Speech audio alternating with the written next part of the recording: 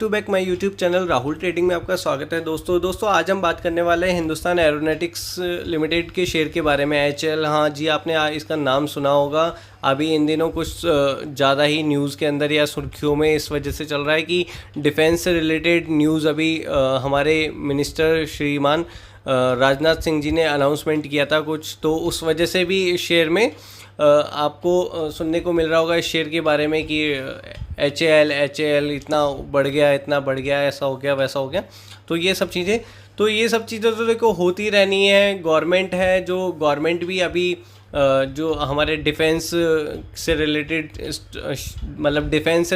Sector के अंदर, defence के अंदर रिन्यूएबल एनर्जी में, ईवी में और भी ऐसे इंफ्रास्ट्रक्चर हुआ, ऐसे कई ऐसे सेक्टर्स हैं जिन पे जो गवर्नमेंट है वो हमारी ज़्यादा फोकस कर रही है, ताकि मतलब इससे बहुत इफ़ेक्ट पड़ेगा। क्योंकि कंट्री को अगर स्ट्रॉन्ग बनाना है तो ये सब सेक्टर्स हमारे स्ट्रॉन्ग होने ज़रूरी है। खास करके डिफेंस की बात करते हैं तो डिफेंस का सेक्टर जो एक ऐसा सेक्टर है जिसकी डिमांड दिन प्रतिदिन बढ़ती चली जा रही है। अगर आज के समय की अगर हम बात करते हैं तो डिफेंस की डिमांड का बढ़ने का कारण ये भी है कि आज मान लो किसी भी देश से कोई लड़ाई हो जाती है तो हमें ऐसे इक्विपमेंट्स की ज़रूरत पड़ने वाली है, हमारी आर्मी को, हमारी फोर्स को, जो मतलब लड़ाई करने के लिए सामने वाले के जो अगर सामने से कोई कंट्री अगर हम पे वॉर करती है, कोई हमला बोल देती है, तो उनका जवाब देने के लिए हमारे को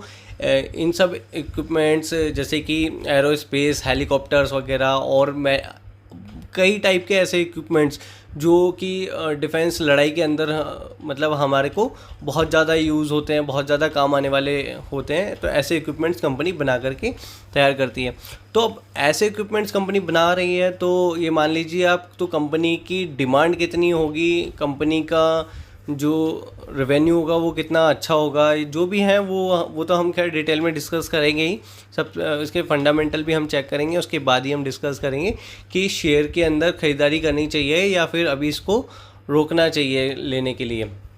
तो जो भी है वो अभी हम डिटेल में डिस्कस कर लेंगे। आप एंड तक वीडियो में बने रहिएगा, उसके बाद ही क्लियर होगा कि मतलब शेयर में, क्योंकि आप अगर बीच में वीडियो से निकलते हो तो आपको ये भी नहीं पता चलता कि उस शेयर के अंदर ख़रीदने के लिए बोला गया था या उसको रोकने के लिए खाली नॉलेज के लिए ही बताया गया था। वो सब चीज़ें तो पूरे वीडियो देखने पे ही क्लियर होगी।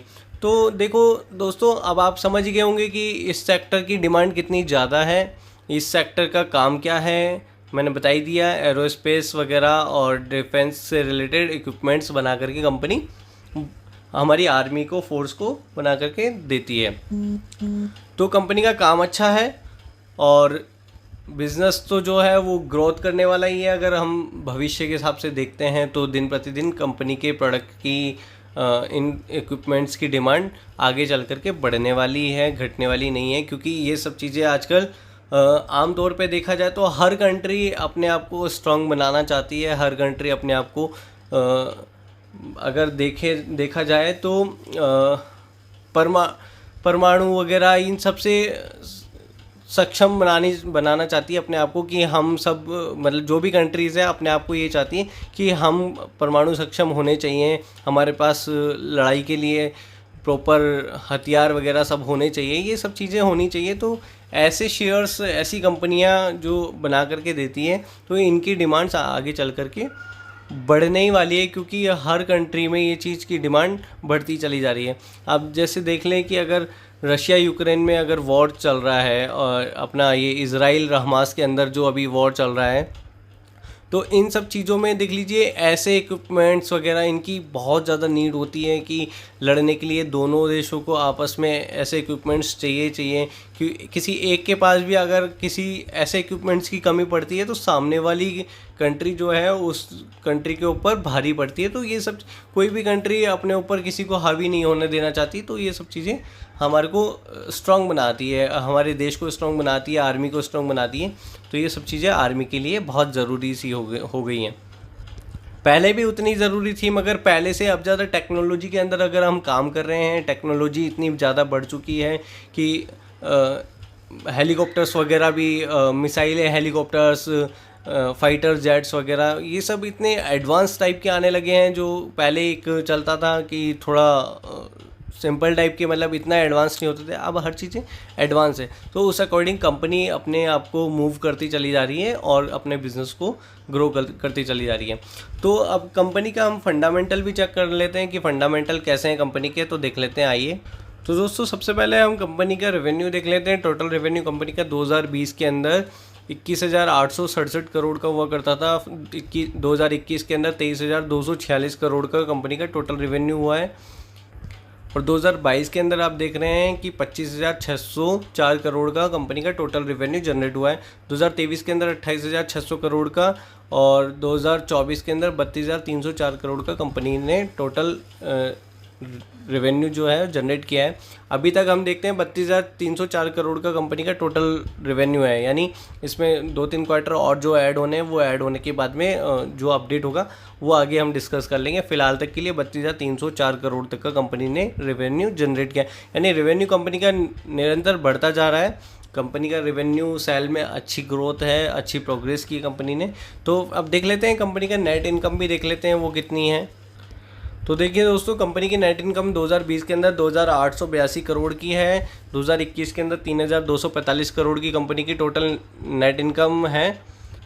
2022 के अंदर 5,080 करोड़ की कंपनी की नेट इनकम। 2023 के अंदर हम बात करते हैं तो 5,827 करोड़ की कंपनी की नेट इनकम है। और 2024 के अंदर अगर हम बात करते हैं तो 7,621 करोड़ की कंपनी की नेट इनकम है 2024।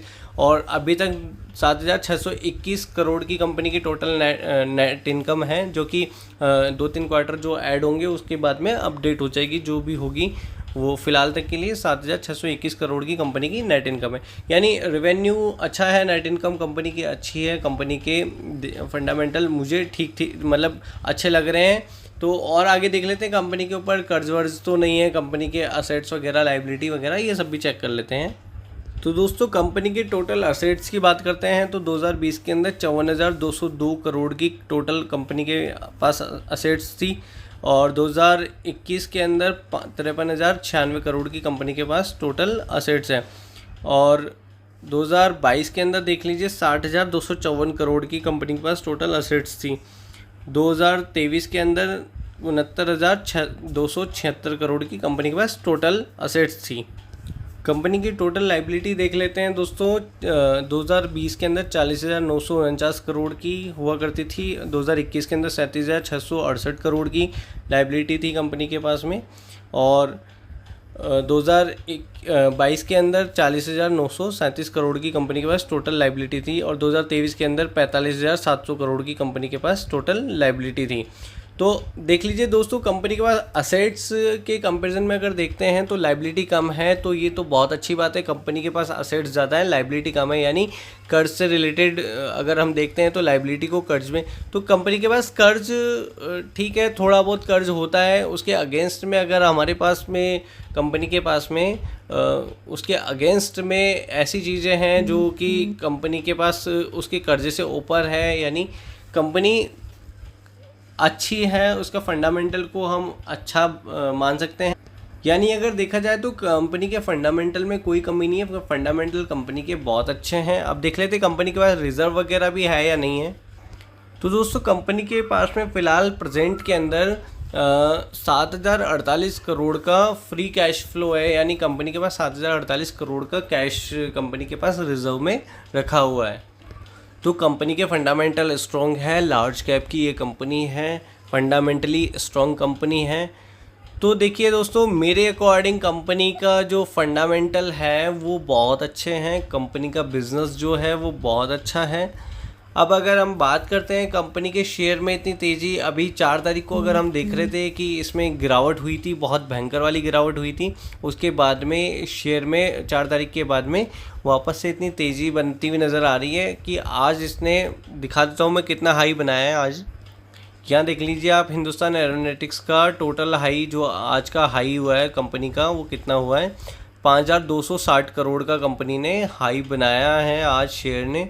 5,260 करोड़ 5,260 रुपये का शेयर ने हाई बनाया है, यानी क्लोजिंग पे 5,200 रुपये पे ये शेयर आज क्लोजिंग करता है। अब देखते हैं कि मंगलवार को अगर जब मार्केट ओपन होगा तो लगता है कि इस शेयर में अभी और भी ज़्यादा तेज़ी बनने वाली है, क्योंकि डिफेंस के सेक्टर के अंदर अभी बहुत तेज़ी बननी बाकी है अभी इन शेयर में। ये मान लीजिए आप, ये शेयर बहुत जल्दी आपको अच्छे लेवल आपको अचीव करता हुआ नज़र आ सकता है। आपको आने वाले समय में ये 6,000 6,500 के लेवल को क्रॉस करता हुआ नज़र आने वाला है। उसके बाद भी इस शेयर में बहुत अच्छी खासी तेज़ी बन सकती है। अगर लॉन्ग टर्म के विज़न की हम बात करते हैं तो देखिए, कह कुछ नहीं सकते, किसी रीज़न से, किसी न्यूज़, किसी बैड न्यूज़ की वजह से हो सकता है गिरावट भी हो जाए, मार्केट की गिरावट की वजह से भी गिरावट हो जाए, तो वो कोई बड़ी बात नहीं है। मगर कंपनी का बिज़नेस अच्छा है, फंडामेंटल अच्छा है कंपनी, आप इसको लॉन्ग टर्म के विज़न से अगर इन्वेस्ट करना चाहते हैं तो आप आराम से इन्वेस्ट कर सकते हैं इसके अंदर। इस शेयर के अंदर आप ख़रीदारी शुरू कर सकते हैं। आपको जैसे ही थोड़ी बहुत गिरावट मिले आप ख़रीद सकते हैं। हर गिरावट पे थोड़ा थोड़ा करके आप इसको ले सकते हैं। कंपनी अच्छी है, बिज़नेस कंपनी का अच्छा है। आने वाले समय में कंपनी के लेवल, मतलब जो कंपनी का प्राइस है वो आपको 10,000 भी क्रॉस करेगा, 15,000 भी क्रॉस करता हुआ नज़र आने वाला है। मगर बात करेंगे मैं बात कर रहा हूँ आपसे लॉन्ग टर्म के लिए। लॉन्ग टर्म ये नहीं कह रहा मैं आपसे कि ये 1-2 महीने के अंदर ही आपको 5-10 के लेवल टच कर देगा या 6-7 के लेवल टच कर देगा। देखो, करने में तो ये कर सकता है कि 1 महीने में भी ये 6,000 6,500 के लेवल टच करता हुआ नज़र आ सकता है। मगर कुछ कह नहीं सकते कि अगर गिरावट हो जाए तो गिरावट होने के बाद 4,000 3,500 3,000 तक भी नीचे गिर सकता है। गिरने को कहीं भी गिर सकता है, बढ़ भी सकता है। बस मेरा कहने का ये मतलब है कि फंडामेंटल कंपनी के अच्छे हैं तो आप इन्वेस्ट कर सकते हैं। कंपनी अच्छी है, अभी इसमें तेज़ी और बन सकती है। और ट्यूसडे को जब मार्केट ओपन होगा तब देखेंगे कि इसमें क्या पोजीशन रहती है।